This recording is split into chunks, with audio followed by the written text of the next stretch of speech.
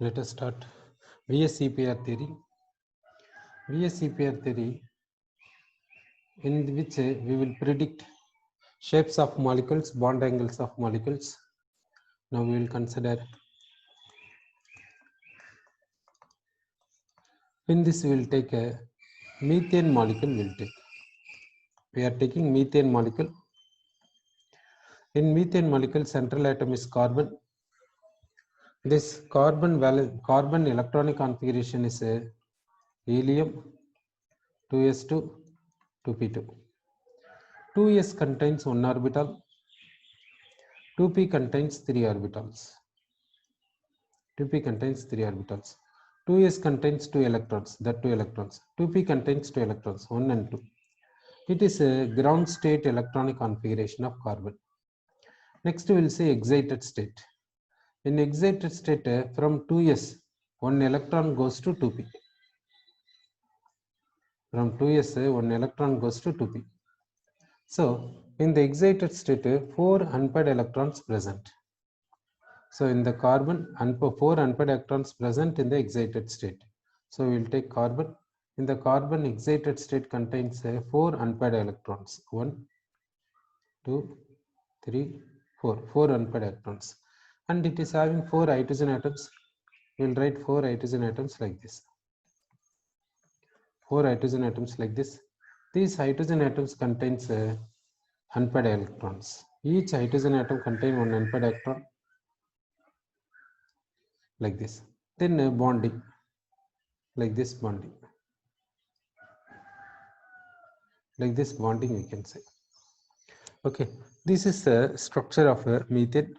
This structure is called what, in the sense a tetrahedral. This structure we can say tetrahedral, we can say. That means tetra in the sense 4, hedral in the sense equivalent face. This tetrahedral contains 4 equivalent triangles. How to get that 4 equivalent triangles means you connect any 3 hydrogens, you will get equivalent triangle. You will get any 3 hydrogens you join, you will get equivalent triangle. Like this, if you try, how many equivalent triangles you will get, in the sense 4 equivalent triangles you will get. That's why it is called tetrahedron. Set. For this bond angle is how much, in the sense 109 degree 28 minutes. Bond angle is 109 degree 28 minutes. That means here between these two bonds, angle is 109 degree 28 minutes. Between these two bonds, angle is 109 degree 28 minutes. Between these two bonds, angle is 109 degree 28 minutes. Like this will be there. Bond angle is 109 degree 28 minutes. Okay. Next, here in this out of 4 bonds, 2 bonds will be in a plane. That two bonds will be in a plane. That 2 bonds will write like this. 2 bonds will be in a plane. One bond will be rear to this plane. One bond will be rear to this plane. One bond will be rear to this plane. That we will write. One bond will be above to this plane. Above this plane. One bond will be above this plane. Like this will be there. It is a methane. So in methane, 2 bonds will be in plane. One bond is rear to this plane. One bond will be above this plane. One bond will be above this plane. Like this will be there. So this methane shape is what, in the sense tetrahedral. For this, what is the bond angle, in the sense 109 degree 28 minutes. Bond angle is 109 degree 28 minutes, we can say. Okay. So in this central atom, this central atom valence shell contains 4 bonds. That means 4 bond pairs. Central atom valence shell contains 4 bond pairs. 4 bond pairs in the sense 8 electrons. 8 electrons in the sense octet. Therefore, it is obeying octet configuration. It has octet configuration, we can say. It has octet configuration. So carbon in methane valence shell has octet configuration. So it obeys octet rule. Like this you can say. So 4 bond pairs in the sense what is the shape means tetrahedral. Bond angle is 109 degree 28 minutes, we can say. Next molecule we will take PCl5 will take, in which a central atom phosphorus will take. Phosphorus atomic number is 15. Electronic configuration is neon 3s2 3p3. Neon 3s2 3p3. Ground state configuration will see 3s contains 1 orbital, 3p contains 3 orbitals. 3p contains 3 orbitals.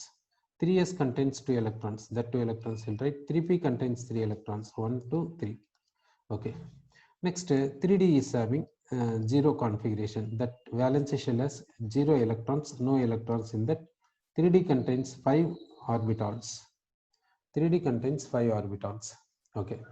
Now, in the excited state, from 3s, 1 electron jumps to 3d.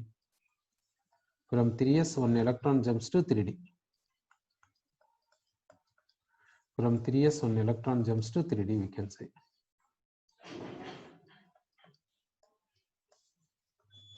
From 3s, 1 electron jumps to 3d, we can say. This is phosphorus. Phosphorus valence shell excited state has 5 unpaired electrons. Those 5 unpaired electrons will write. So 1 here, 2, 3, 4, 5. And these five dots make bond with the Cl. Each dot will make bond with the Cl. Each dot is making bond with the Cl, so that we are giving Cl like this. Okay. So PCl5 we have given. Now, if you join these three chlorine atoms, if you join, you will get a equilateral triangle. You will get equilateral triangle. Triangle in the sense, angle will be how much in the sense 120 degree. Here, between these two bonds, angle will be 120 degree. Between these two bonds, 120 degree. Between these two bonds also 120 degree. Therefore, bond angle possibility is 120 degree, we can say. So, these three chlorine atoms is in a triangular form. These three chlorine atoms is in a triangular form. Now, this chlorine atom is perpendicular to this triangle. Therefore, between this bond and this triangle, what is the angle in the sense 90 degree? 90 degree possible. Similarly, this bond is perpendicular to this triangle. This bond is perpendicular to this triangle. Therefore, between this bond and triangle, what is the angle in the sense 90 degree? So, for this PCl5, what is the bond angle possibility in the sense 120 degree and 90 degree? For this, what is the shape in the sense trigonal bipyramid? Trigonal bipyramid. For this, what is the shape? PCl5. PCl5 shape is what means a trigonal bipyramid, we can say. And the bond angle, we can say 120 degree, 90 degree, we can say this shape is what means a trigonal bipyramid. Sir. Next, this chlorine atoms. In the triangle, 3 chlorine atoms are there. No, that position is called equatorial position, we can say. Equatorial position, we can say. So, this bond is called equatorial bond. This bond is called equatorial bond, we can say. Then this chlorine we will take. This chlorine is called axial chlorine. Therefore, this bond is called axial bond, we can say. This bond is called axial bond. Now, between this axial bond and this triangle, 90 degree possible. But between these two equatorial bonds, 120 degree possible. Therefore, this is making, since the angle is 90 degree here, it is making higher repulsion. Due to higher repulsion, this chlorine moves somewhat far away. Therefore, axial chlorine atoms are moving somewhat far away. Therefore, this bond length and this bond length, if you see, this bond length will be higher when compared to this bond length. Therefore, bond length of PCl axial is greater than bond length PCl equatorial. So bond length PCl axial PCl bond length and equatorial PCl bond length, if you see, axial will have higher value, axial will have higher magnitude when compared to equatorial. Axial bond length is greater than that of equatorial bond length. Like this we can say. Axial bond length is greater than that of equatorial bond length. Okay. So this is about PCl5. Next we will take S sub 6. Next we will take S sub 6, in which the central atom sulfur will take its electronic configuration, if you see, neon 3s2, 3p4, 3d0. Now we will take ground state configuration. In the ground state, 3s orbital, 3s has 1 orbital, that has 2 electrons. 3p has 3 orbitals, 3p has 3 orbitals. Here 4 electrons are there, 2, 1, 1. 3d has 5 orbitals. 3d has 5 orbitals, 1, 2, 3, 4 and 5. 3d has 5 orbitals. So in the ground state configuration, if you see 3s2, 3p4, 3d0. Now first excited state we will see. First excited state means from 3p, one electron, from 3p, this paired electron becomes unpaired and another electron goes to 3d. So this 3s contains same 2 electrons. In 3p, 3 electrons present. One electron goes to which in the sense 3d. One electron goes to 3d. Okay. Next, second excited state we will see. From 3s, one electron goes to which in the sense 3d. From 3s, one electron goes to 3d. One electron goes to 3d. Okay. It is a second excited state, we can say. This second excited state contains how many unpaired electrons in the sense 6 unpaired electrons present. Second excited state contains 6 unpaired electrons. Now SF6 sulfur we will write. In this sulfur, second excited state contains 6 unpaired electrons. That 6 unpaired electrons we will write. 6 unpaired electrons we are written. Fluorine atoms we will write. Here one fluorine atom. It is second fluorine atom. It is third. It is fourth. It is fourth fluorine atom. It is fifth. It is sixth. So 6 fluorine atoms we have drawn. Now, if you join 3 fluorine atoms, adjacent 3 fluorine atoms, if you join in this one, you will get equilateral triangle. Like this, how many equilateral triangles possible in the sense 8 equivalent equilateral triangles possible. Therefore, this shape is called what in the sense octahedral, octahedron. Like this we can say. Next, if we join these 4 fluorine atoms, we will get a square shape. Square shape we will get. Like a what in the sense a rhombus. Like a rhombus you will get. And here angle is how much in the sense 90 degree possible. Here angle is 90 degree. This fluorine atom is perpendicular to this rhombus. Therefore, for this also 90 degree possible. So, what is the bond angle possibility here in the sense 90 degree possible here? Sir, all the 6 fluorine atoms are equivalent in this case. But in the case of PCl5, all the 5 chlorine atoms are not equivalent. 2 sets of chlorine atoms. One is equatorial, another one is axial. Equatorial chlorine, this bond length is low. Axial chlorine, this bond length is high. So, when it is going for chemical reaction, how it goes, you see, this PCl5 on decomposition gives PCl3 and Cl2. This PCl5 on thermal decomposition gives PCl3 and Cl2. Why is it so? Why Cl2 we are getting? Because axial bond length is greater than equatorial bond length. Therefore, this bond breaks easily when compared to this bond. Therefore, similarly this bond. This is also axial. So, this bond axial and this bond axial break easily when compared to these 3 equatorial bonds. So that PCl5 on thermal decomposition gives PCl3 and Cl2. This axial bond and this axial bond breaks, not equatorial bonds. Axial bonds are breaking, equatorial bonds are not breaking. So that this PCl5 on thermal decomposition gives PCl3 and Cl2 we can say. So here all the 5 chlorine atoms are not equivalent.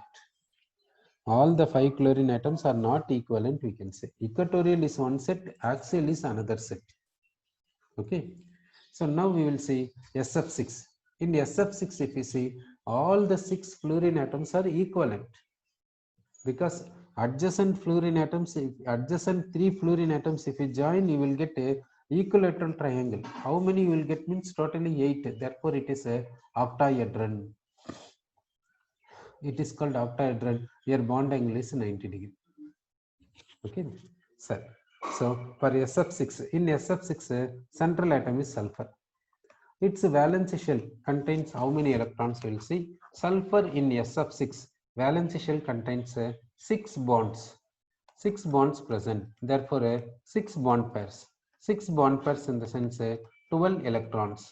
12 electrons in the sense more than octet. Therefore, electron-rich compound. It is electron-rich compound, we will say. Now we will see PCl5. In PCl5, this phosphorus valence shell we will see. Phosphorus valence shell contains 5 bonds. 5 bonds present. Therefore, 5 bond pairs. 5 bond pairs present. 5 bond pairs means 10 electrons. 10 electrons in the sense electron-rich molecule.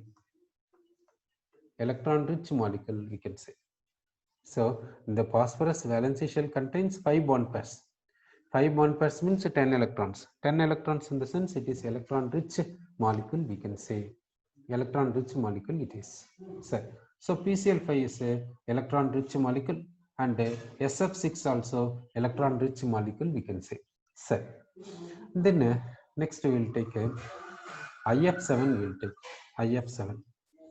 In the IF7, iodine is the central atom. Iodine valence shell electronic configuration we will see. Now, this iodine comes under halogens, that is fluorine, chlorine, bromine, iodine, astatine. Neighbor is a noble gases: helium, neon, argon, krypton, xenon, radon. Like this is there.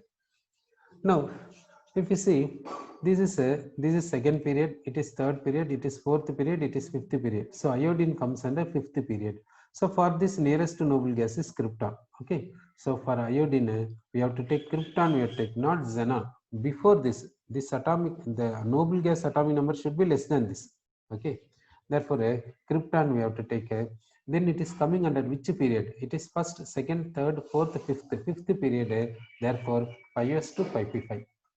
5s to 5p5 is the configuration. This 5s to 5p5 means before that what will be there means 4d10 will be there. That means 4d series, transition elements 4d series, 10 elements will be there. Therefore, this is electronic configuration of iodine. Okay. So now ground state configuration will see ground state. 5s contains 2 electrons. 5s to 5p5 is the valence shell. 4d is not coming under valence shell because it is not d block element. Iodine is p block element. 5p contains 3 orbitals. That 3 orbitals contains how many electrons means 5 electrons will be there like this, and 5d is 0. 5d is 0. 5d is not containing any electrons. 5d is not containing any electrons. Then first excited state we will see. In the first excited state means from 5p 1 electron goes to 5d. From 5p 1 electron goes to 5d. From 5p 1 electron goes to 5d. Then we will see second excited state we will see. Second excited state means from 5p 1 electron goes to 5d. So now we are going for a second excited state. So this 5s we will write. This 5p 3 electrons we will write. This 5d already contains 1 electron. Now 1 electron comes. So 2 unpaired electrons. Then we'll say third excited state. From 5s 1 electron goes to 5d. From 5s 1 electron goes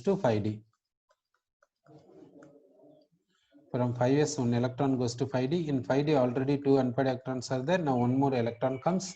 So in third excited state, iodine contains 7 unpaired electrons in its valence shell. So iodine valence shell contains how many unpaired electrons? In the sense 7 unpaired electrons are there. That 7 unpaired electrons will write. 7 unpaired electrons. Each unpaired electron making a bond with the fluorine atom.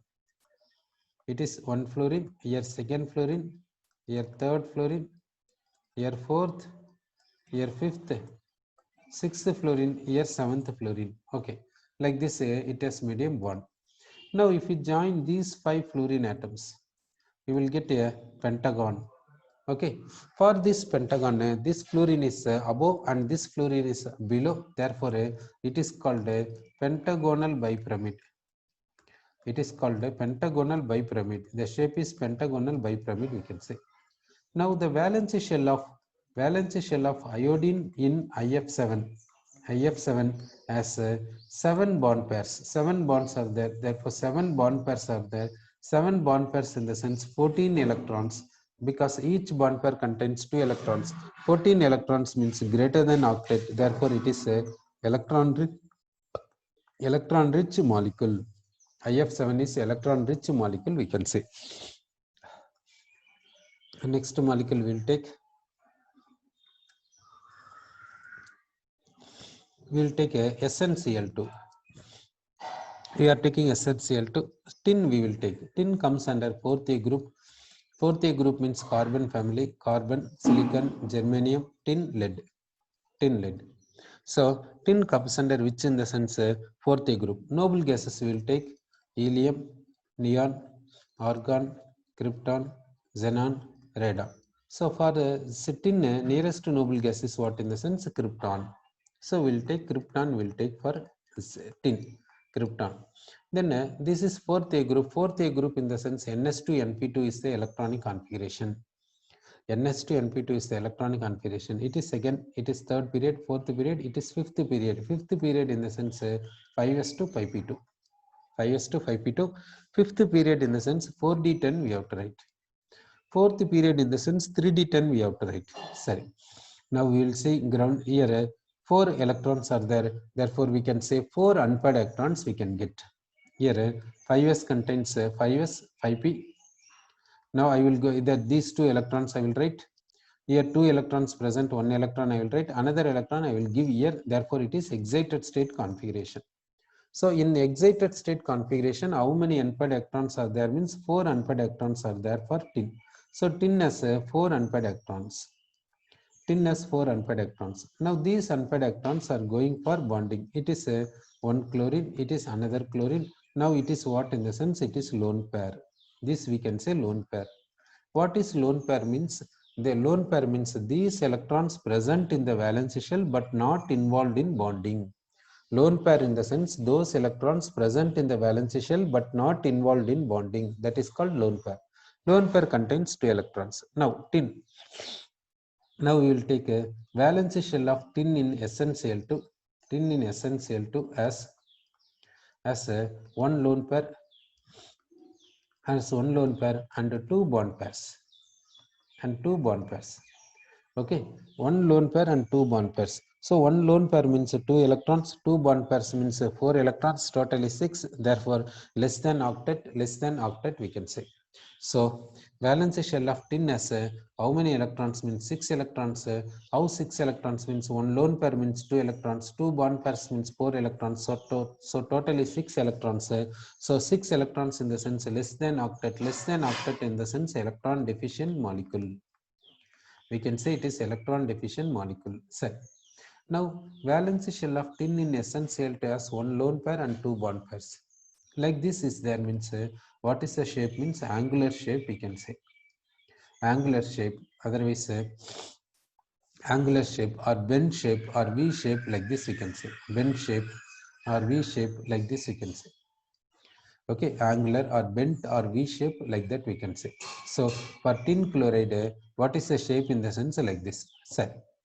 Next, what is the volume occupied by lone pair and what is the volume occupied by bond pair? That we have to see. For which this tin valence shell we will consider as spherical. Now valence shell of tin is a sphere. Valence shell of tin we have to consider as a sphere.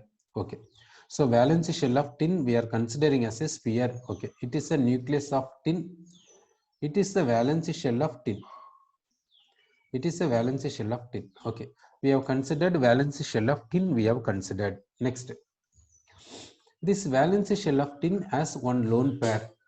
Valence shell of tin has one lone pair. Okay, that we will take. Valence shell of tin has one lone pair. Therefore, a lone pair of tin occupies some space of this sphere. Okay, so lone pair of tin occupies some space of this sphere.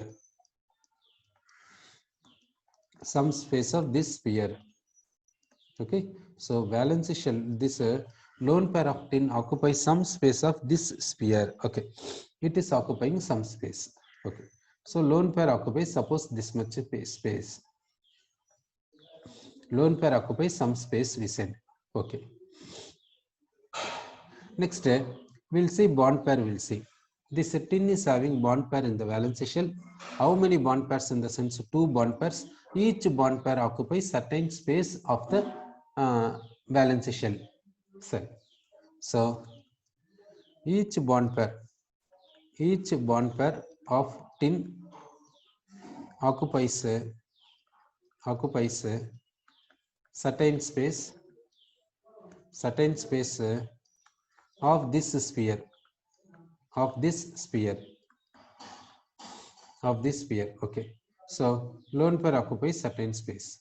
It is bond pair occupies certain space. Here also bond pair occupies certain space. Okay, so valence shell of tin is sphere. Valence shell of tin is sphere. In that sphere, lone pair occupies some space. Lone pair takes some space. Bond pair takes some space. Okay, lone pair takes some space. Bond pair takes some space. So now we will compare volume of lone pair and volume of bond pair. We will compare. Before that, volume of this bond pair and volume of this bond pair we will compare. Okay, so volume of this bond pair and volume of this bond pair, volume of these two bond pairs, volume occupied by this bond pair in the valence shell of tin and volume occupied by this bond pair in the valence shell of tin. If you see how they will be there in the sense equal, because both are having same nature, therefore same nature, and they are what the bonding with the chlorine, both are chlorine atoms, so nature is same, therefore occupying same space. It is probability only. Okay, probability is more, that's all. Volume of this bond pair and volume occupied by this bond pair in the valence shell of tin is same. Next we will see about this lone pair. Lone pair volume we will take. Now we will take a lone pair volume. So volume occupied by lone pair, how it will be there when compared to bond pair? One possibility not equal, another possibility equal. Nature of lone pair and nature of bond pair are different. Therefore, we can say volume occupied by lone pair is not equal to volume occupied by bond pair because their nature is different. Sir, how do we say their nature is different? Lone pair means electrons. Lone pair means electrons. Bond pair also electrons only, no? Then how do we say their nature is different? Okay, that we'll see. Lone pair is attracted by nucleus of tin. Nucleus of tin. Okay, lone pair is attracted by nucleus of tin. But bond pair, if you see, bond pair is attracted by nuclei of tin and chlorine. Bond pair, if you see, bond pair is attracted by two atoms. Bond pair is attracted by nuclei of tin and chlorine. So lone pair is attracted by only one atom, whereas bond pair is attracted by two atoms. Therefore, lone pair occupies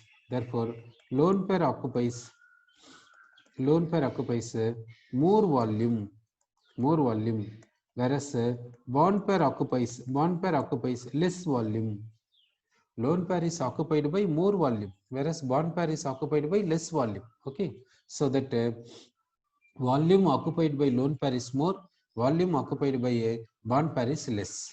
Like that we can say. So now we will say it is a nucleus of tin and it is a sphere valence shell of tin. It is a valence shell of tin.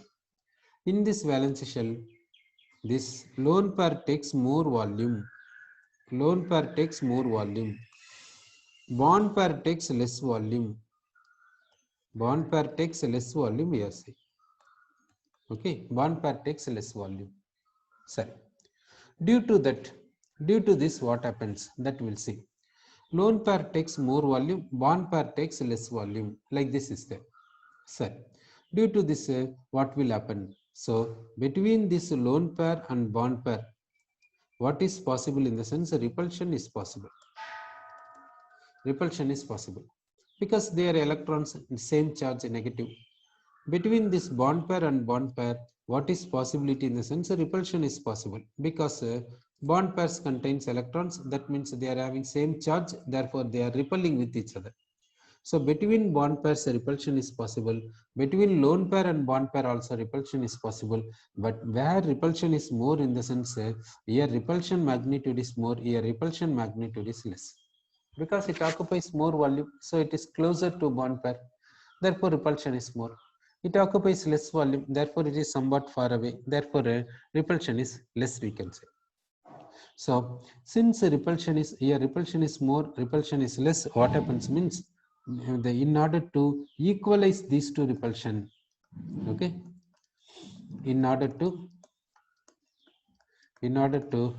equalize these two repulsions, in order to equalize these two repulsions, in order to equalize these two repulsions, what happens in the sense, in order to equalize these two repulsions, bond pairs move closer to each other. Closer. Bond pairs move closer to each other. Closer to each other. Therefore, distance between. Therefore, distance, instead of saying distance, angle we can say. Therefore, angle between. Therefore, angle between lone pair and bond pair increases, and bond pair angle decreases. Bond pair angle decreases. At one stage, repulsion become this magnitude of repulsion and this magnitude of repulsion remains same. At one stage, these two magnitude of repulsions remain same. Okay, at that stage, a molecule is stable. Okay, at that stage, molecule is stable, we can say. So that stage is called a stable molecule. That stage is called a stable molecule. That stage only we have to consider. Okay, in that stage, what is the shape of the molecule in the sense angular shape? At that time, what is the angle between bond pairs? That is called bond angle. Okay, that is called bond angle, we can say. Therefore, bond angle. Therefore, angle between. Angle between lone pair and bond pair is I. Angle between two neighboring bond pairs is low. This angle is called what in the sense? Bond angle. This angle only we will call as bond angle. This angle is not bond angle, we can say. Okay, sir. So now we came to know that what is how the repulsion is there between lone pairs and bond pairs, and bond pairs and bond pairs is there, that we came to know it, sir. Now we will go for a next molecule we will take, that is ammonia. We are taking ammonia. Ammonia formula is NH3. In ammonia, central atom is nitrogen. That electronic configuration is helium 2s2 2p3. This 2s contains one orbital, that one orbital. 2p contains three orbitals, that we have written. This is the valency shell configuration. Valency shell configuration of nitrogen is what in the sense 2s2 2p3, we can say. This valency shell is not having any more orbitals. Now we will write ground state configuration. 2s contains 2 electrons, 2p contains 3 electrons. Now this valency shell is not having any more orbitals, therefore it is not going for unpairing. This is not going for unpairing, we can say. This 2s is not going for unpairing. So the ground state and excited state configuration of this nitrogen is this one only. So ground state configuration and excited state configuration of nitrogen is what in the sense 2s to 2p3. So this nitrogen is having, the nitrogen valency shell is having 3 unpaired electrons and 1 electron pair. So nitrogen valency shell contains 3 unpaired electrons and 1 electron pair, we can say. So nitrogen valency shell contains 3 unpaired electrons and 1 electron pair. Okay. Now these three unpaired electrons going for bonding with the H. So it is bonding with H, it is bonding with H, it is bonding with H. Like this we can say. Now valence shell of nitrogen in ammonia. Valence shell of nitrogen in ammonia is having one lone pair and three sigma bond pairs and three bond pairs are there. So valence shell of nitrogen is having how many lone pairs means one lone pair is there and three bond pairs present. Valence shell of nitrogen is having like this. So totally how many electron pairs? 4 electron pairs present. 4 electron pairs present. So one lone pair and three bond pairs means we have to say what is the shape means trigonal planar. Trigonal pyramid we have to say. Trigonal pyramid we have to say. Here what is the bond angle?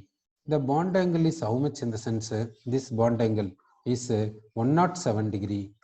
Here bond angle is 107 degree we can say. Bond angle of bond angle means between the angle between nearest bonds, neighboring bonds. Angle between neighboring bonds is called bond angle. Now valence shell of nitrogen in ammonia is having 4 electron pairs. That means 8 electrons. 8 electrons means obeying octet. Obeying octet we can say set. Now this lone pair repelling this bond pair. This lone pair is a repelling bond pair. Okay. This bond pair is a repelling bond pair. Okay. So now regarding 4 electron pairs, where we have discussed 4 electron pairs already in the sense in methane we have discussed. In methane, central atom is carbon. That carbon valence shell is having 4 electrons because it is coming under 4th A group. It is making 4 bonds with 4 hydrogen atoms. Making 4 bonds with 4 hydrogen atoms we can say. Now this valence shell of carbon in methane. Valence shell of carbon in methane is having 4 bond pairs, therefore 4 electron pairs, therefore 8 electrons, therefore obeying octet. So this valence shell contains 8 electrons obeying octet. This valence shell also contains 8 electrons obeying octet. This valence shell contains 4 bond pairs. This valence shell contains 1 lone pair and 3 bond pairs. This valence shell contains 1 lone pair and 3 bond pairs. This valence shell contains 4 bond pairs. Correct? So this valence shell contains what we can say means 4 bond pairs. This valence shell contains 1 lone pair and 3 bond pairs. Here this valence shell contains 4 electron pairs. This valence shell also contains 4 electron pairs we can say. So regarding electron pairs like this is there. This shape is called a tetrahedral.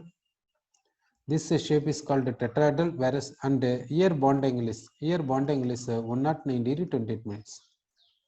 Here bond angle is 109 degree 28 minutes we can say. But here bond angle is 107 degree we can say. Here bond angle is 107 degree we can say. Here bond angle is 109 degree 28 minutes. So why here electron pairs 4? Here also electron pairs 4. But the shape is different. Shape is different and we can say bond angle also different. So here you see the bond angle 109 degree 28 minutes. Here you see the bond angle 107 degree. This bond angle is greater than this bond angle. This bond angle